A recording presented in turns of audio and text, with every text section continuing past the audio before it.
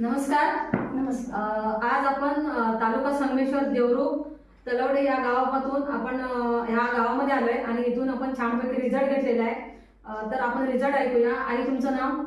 माझं नाव सुलभा यशवंत टक्के.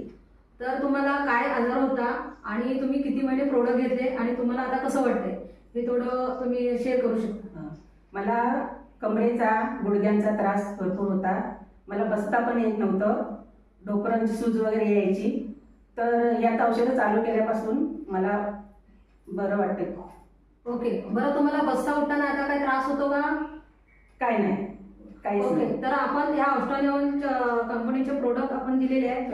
हे आहे SBDC, कॅल्मेटी, जॉईंट इन्फेक्शन आणि ऑर्थो.